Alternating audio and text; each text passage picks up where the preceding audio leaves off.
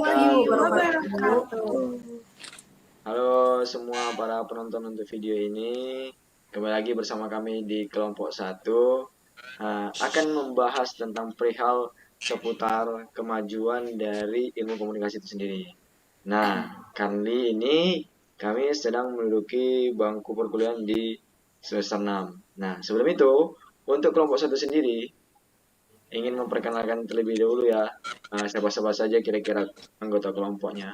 Saya sendiri ada Agus Sumansyah, selanjutnya juga ada Zakia Putri Nayani. Say hello Zakia. Halo. Oke, selanjutnya juga ada Humatul Mukminin. Oke, selanjutnya juga ada Egi Diananda Safitri. Hai Egi.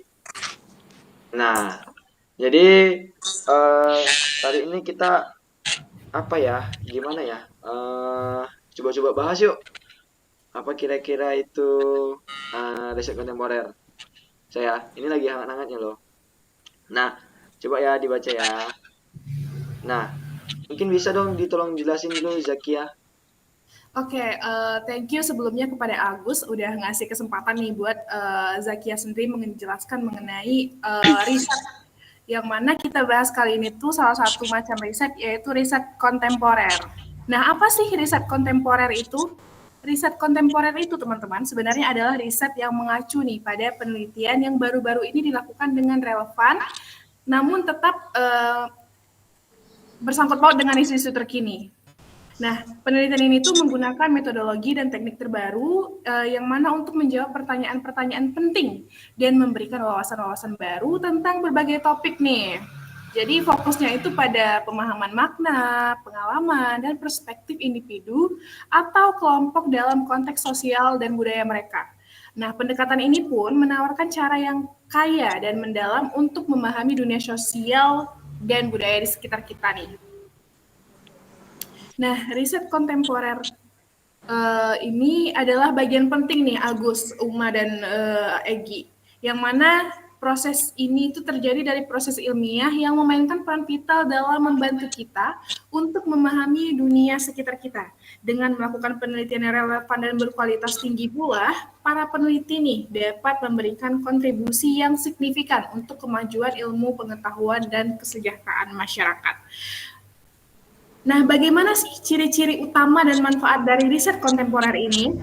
Ada 3 dari ciri utama riset kontemporer. Pertama nih, bisa kita lihat, riset ini tuh fokus pada isu-isu terkini. Riset kontemporer ini meneliti masalah dan fenomena yang sedang terjadi di masyarakat sekarang.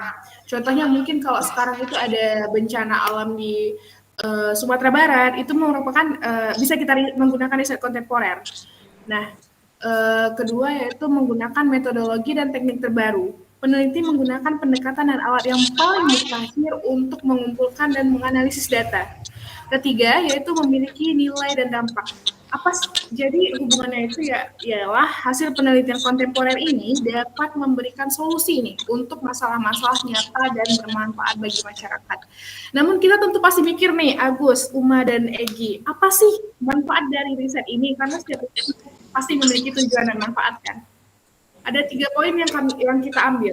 Pertama yaitu meningkatkan pemahaman kita tentang dunia. Semua riset pasti meningkatkan pemahaman kita tentang dunia. Namun riset kontemporer ini membantu kita untuk memahami isu-isu kompleks dan mendapatkan informasi terbaru tentang berbagai topik. Kedua, membantu dalam pengambilan keputusan. Hasil nih dari penelitian ini dapat digunakan untuk menginformasikan bagaimana kebijakan dan program yang efektif. Ketiga, yaitu mendorong inovasi. Riset ini pun membuka jalan untuk penemuan dan pengembangan baru dalam berbagai bidang. Contohnya, sudah ada nih penemuan kontemporer di masa lalu. Pasti bisa kita gunakan ya kan teman-teman untuk penelitian kita saat sekarang ini. Begitu. Oh, gitu ya. Saya mengenai ciri, manfaat, dan juga apa sih riset kontemporer itu. Selanjutnya akan dilanjutkan oleh rekan saya, Ummahatul Mukminin. Oke, terima kasih kepada Zakia. Selanjutnya di sini akan menjelaskan jenis-jenis dan riset kontemporer. Ada beberapa jenis riset kontemporer di sini yang pertama adalah fenomenologi. Fenomenologi ini mempelajari pengalaman hidup individu dan bagaimana mereka memaknai dunianya. Yang kedua itu adalah ada etnografi. Di sini etnografi itu mempelajari budaya dan praktik sosial suatu kelompok masyarakat. Dan ada lagi studi kasus. Studi kasus ini mempelajari secara mendalam suatu kasus atau fenomena tertentu. Oke. Dan yang terakhir di sini adalah teori dasar. Teori dasar ini dijelaskan tentang mengembangkan teori baru dari data yang dikumpulkan. Lanjut, kita akan membahas tentang kelebihan riset kontemporer.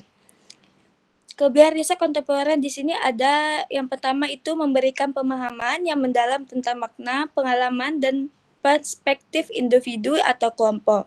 Yang kedua, memungkinkan peneliti untuk memahami fenomena dalam konteks sosial dan budayanya.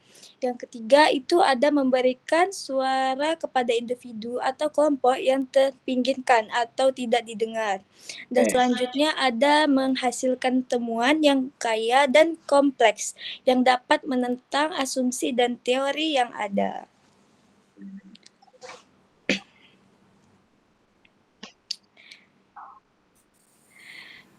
Dan selanjutnya contoh dan sumber itu akan dibahas dengan rekan saya yang bernama Egy. Kepada Egy saya persilakan. Baiklah, terima kasih kepada Uma yang telah menjelaskan jenis-jenis dan kelebihan riset kontemporer tadi. Selanjutnya saya akan membahas tentang contoh riset kontemporer. Yang pertama yaitu seperti penelitian tentang efektivitas vaksin COVID-19 terbaru, ada juga analisis dampak perubahan iklim terhadap ekosistem laut, dan ada juga studi tentang penggunaan media sosial dan kesehatan mental remaja. Untuk selanjutnya yaitu sumber informasi riset kontemporer. Sumbernya bisa dari jurnal ilmiah, situs web akademik, laporan penelitian, konferensi ilmiah, dan media sosial. Baiklah, segitu yang dapat saya jelaskan. Selanjutnya akan dijelaskan oleh rekan saya yang bernama Agus. Oke, makasih kepada Zakia, Uma, dan juga Egy. Nah, ternyata kan bisa kita tarik kesimpulan bahwasanya yang menjadi benang merah ataupun pokok dari riset kontemporer itu sendiri adalah merupakan sebuah riset yang terbaru. Namun dia menjadikan riset-riset yang lalu itu sebagai bahan acuannya dalam menentukan bagaimana dan arah tujuan dari riset yang baru akan kita lakukan. Seperti itu. Jadi seperti itu kira-kira kawan-kawan para penonton. Nah, jadi jangan pernah berpikirlah kalau misalnya riset kontemporer itu apa sih riset kontemporer, gak usah mikir kayak mana-mana. Kan udah dijelaskan juga tadi sama Uma gimana nengok ciri-cirinya, terus Egy udah ngasih tahu contohnya bagaimana. Nah, untuk daripada itu kami dari kelompok 1 mengucapkan ribuan terima kasih kepada kawan-kawan semuanya yang sudah mendengar dan menyimak dari apa yang sudah kami sampaikan semuanya. Untuk itu, saya Agus Sumansyah dan juga ada Zakia Putri Nayani, Ummahatul Mukminin dan juga Egy Dia. Mohon pamit diri apabila ada kesalahan, itu dari semata-mata datangnya dari kami sendiri. Dan apabila ada kelebihan itu semata-mata datangnya dari Allah SWT. Kami sudahi. Assalamualaikum warahmatullahi wabarakatuh. Dadah.